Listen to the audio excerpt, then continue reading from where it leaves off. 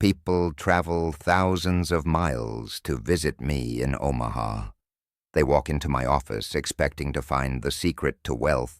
They expect to see a wall of supercomputers blinking with complex algorithms, or a team of analysts screaming into telephones, executing high-frequency trades. But instead they find an old man sitting at a simple wooden desk, reading a book and eating peanuts.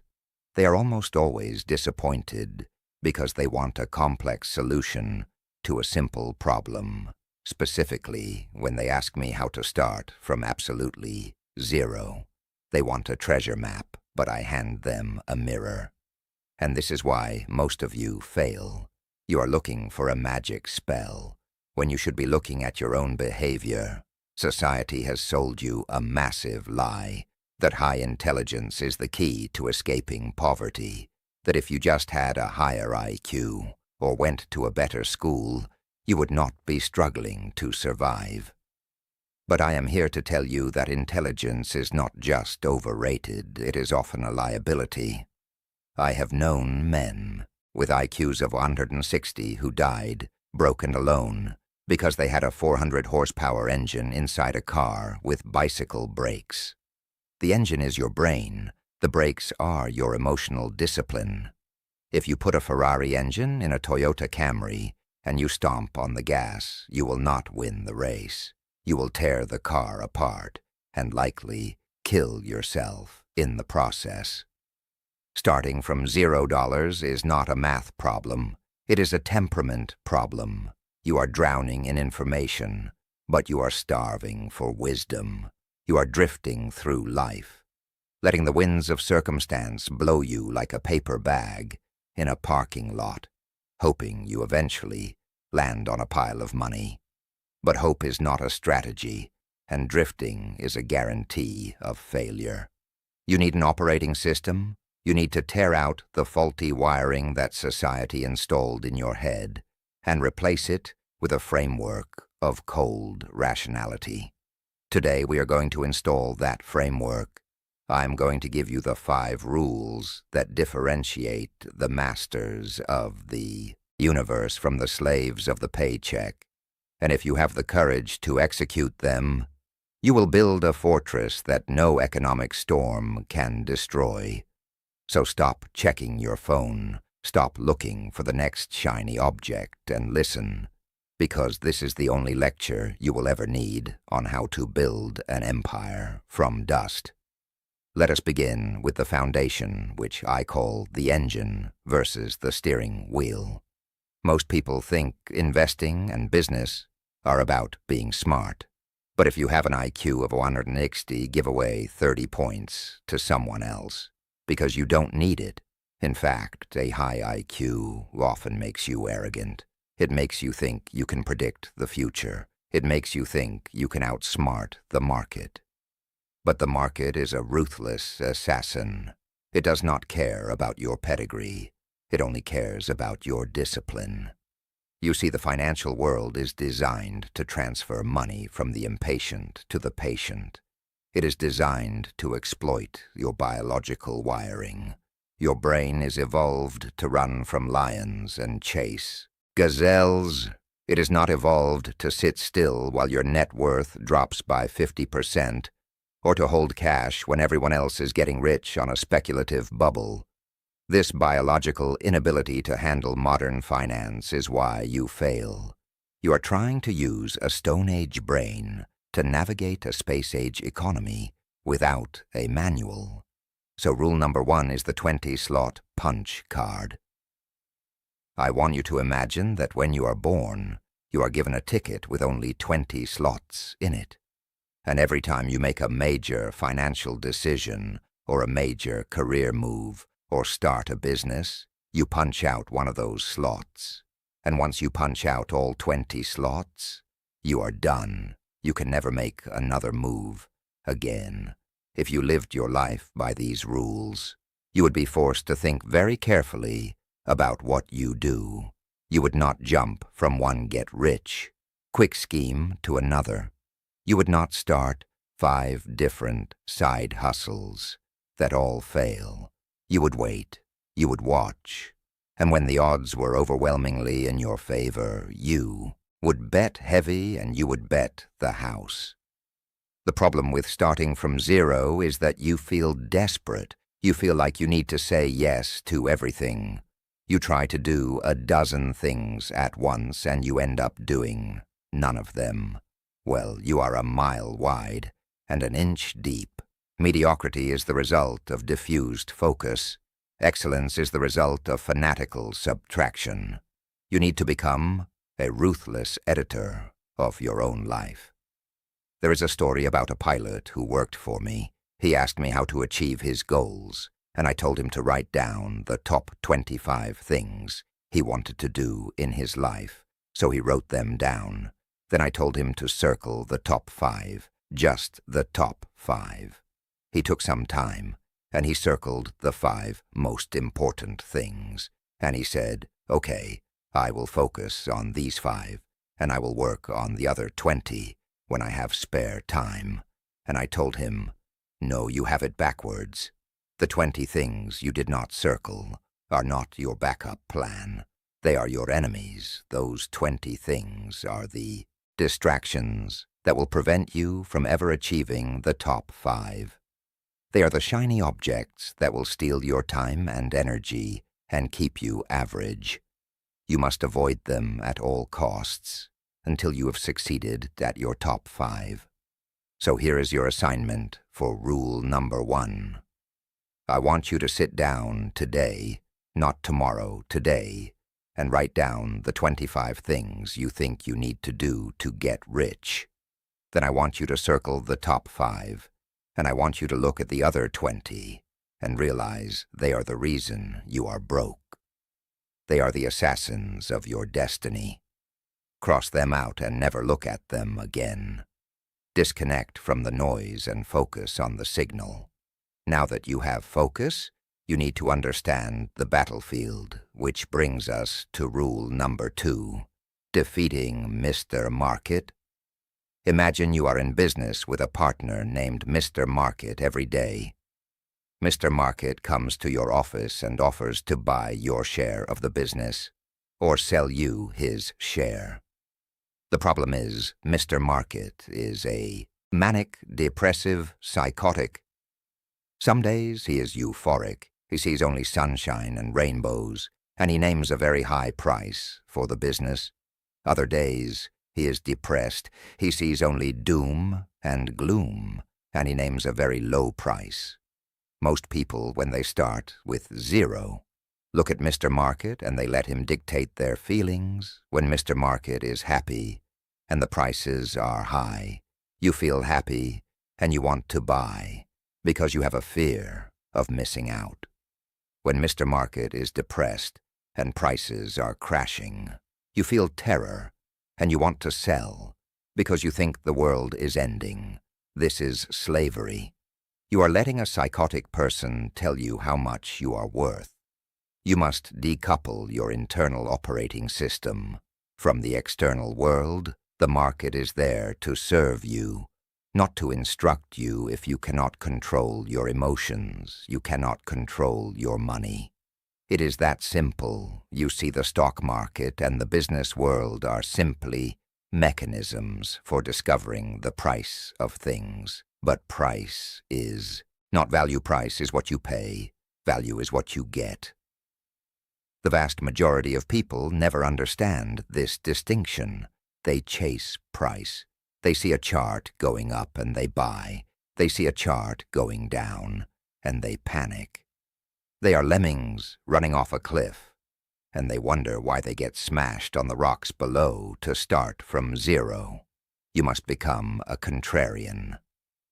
Not for the sake of being difficult, but for the sake of survival. You must be fearful when others are greedy, and greedy when others are fearful. This is an easy thing to say and a very hard thing to do, because humans are social animals. We feel safe in the herd. But in finance, the herd is always wrong at the turning points. The herd will lead you to the slaughterhouse. So here is your assignment for rule number 2. The next time you feel a strong emotion about money, whether it is the excitement of a potential gain or the terror of a potential loss. I want you to freeze. Do not act. Do not click. Buy. Do not click. Sell simply. Observe the emotion, like a scientist observing a bacteria under a microscope. Write down what you are feeling and why. Ask yourself, am I reacting to a change in value, or am I reacting to a change in price? Am I reacting to facts, or am I reacting to social pressure? This pause is the steering wheel. It is the difference between crashing and driving. Once you have mastered your emotions, you must learn to protect yourself. Which leads to rule number 3, the margin of safety. This is the 3 most important words in investing and perhaps in life. Intrinsic value is an estimate, but margin of safety is a fact. If you build a bridge that can hold 10,000 pounds, and you drive a 9,900-pound truck across it, you are technically safe, but if you are slightly wrong about the weight of the truck or the strength of the bridge, you crash and you die. You drift into the abyss. But if you build a bridge that can hold 30,000 pounds, and you drive a 10,000-pound truck across it, you can be wrong about a lot of things and still survive. Starting from zero is dangerous. You have no cushion. You are walking a tightrope without a net. Therefore, you must demand a massive margin of safety in everything you do. Never risk what you have and need for what you do not have and do not need. This is the tragedy of the modern gambler. They take money they cannot afford to lose and bet it on things they do not understand, hoping to impress people they do not like. It is madness, pure madness. If you are starting from zero, your first priority is not to get rich. Your first priority is to survive. You must build a fortress around your life. You must spend less than you earn, not because it is moral, but because it creates a gap. And that gap is your margin of safety. That gap is your oxygen. Without it, you will suffocate the moment the economy catches a cold. Leverage or debt is the enemy of the margin of safety. Leverage is like driving with a dagger on the steering wheel, pointing at your heart. As long as the road is smooth, you are fine. But if you hit one bump, just one bump, the dagger pierces your heart and you bleed out. Do not use leverage to accelerate your path. When you are just learning to walk, build your wealth on a foundation of granite, not on a foundation of sand. So here is your assignment for rule number 3. Calculate your burn rate. Exactly how much money do you need to survive for 1 month? Now look at your savings. If you do not have 6 months of expenses saved, you are in a state of emergency. You are walking on the edge of a cliff. Blindfolded, stop investing in crypto. Stop buying lottery tickets. Stop eating out and build your fortress until you have that margin of safety. You are not an investor, you are a victim in waiting. Now let us talk about the environment you exist in, which brings us to rule number 4, the gravity of association. You cannot fly like an eagle if you are pecking around in the dirt with turkeys. This is not just a cute saying, it is a biological reality. Your brain contains mirror neurons that subconsciously mimic the behaviors and attitudes of the people around you. If you hang out with 5 people who are drifting, who complain about the economy, who spend every dollar they make, and who have no ambition, you will inevitably become the 6th. Your willpower is not strong enough to overcome the gravity of your environment. I have seen brilliant young men and women fail simply because they refused to disconnect from toxic friends. They felt a loyalty to their past that destroyed their future. Look around. You are the people in your life, engines. Or are they anchors? An engine pushes you forward. An anchor holds you back. If you are starting from zero, you need all the thrust you can get. You cannot afford to drag dead weight uphill. Society tells you that you should love everyone and keep everyone in your life. That is a lie. You must be ruthless with your time and your associations. This does not mean you have to be mean, but it means you must protect your mind space as if it were a clean room in a computer chip factory. One speck of dust, one toxic idea, one negative voice can ruin the entire batch. You need to surround yourself with people who are better than you, people who are where you want to be, people who make you feel slightly uncomfortable because their standards are so high. That is how you grow. You drift towards the behavior of the herd. So choose a better herd. So here is your assignment for rule number 4. Audit your circle. Write down the names of the 5 people you spend the most time with. Be honest. Now ask yourself, if I become the average of these 5 people, will I be happy with my life? If the answer is no, you have a hard choice to make. You must fire the anchors. You must gradually distance yourself and seek out new associations. This might be lonely at first, but solitude is better than solidarity with fools, finally. We arrive at the most critical rule of all, rule number 5, the ultimate asset. When you start from zero, you have no real estate, you have no stocks, you have no gold, but you have one asset that can never be taken away from you. And that is yourself. The best investment you can make is in your own abilities, specifically your ability to communicate. If you cannot communicate your ideas, it is like winking at a girl in the dark.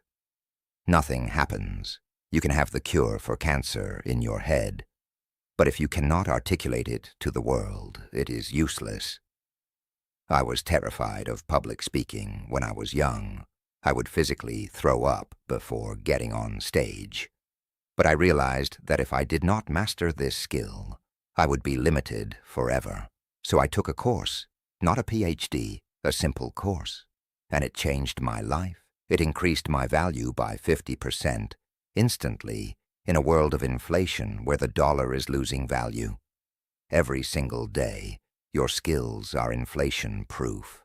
If you are the best surgeon in town, or the best programmer, or the best writer, it does not matter if the currency collapses. People will still pay you in chickens or seashells, or whatever the currency is, because you have utility.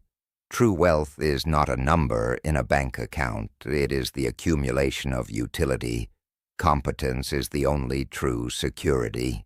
So stop worrying about the Federal Reserve and start worrying about your own incompetence. Stop blaming the economy and start building your skills. Read everything you can get your hands on. Go to bed a little wiser every night than you were when you woke up. This is the power of compounding, applied to knowledge. It builds up slowly, like a snowball rolling down a hill. At first it is small and wet and unimpressive, but if you keep rolling, it keeps adding to it. Eventually, it becomes an avalanche that is unstoppable. So here is your assignment for rule number 5.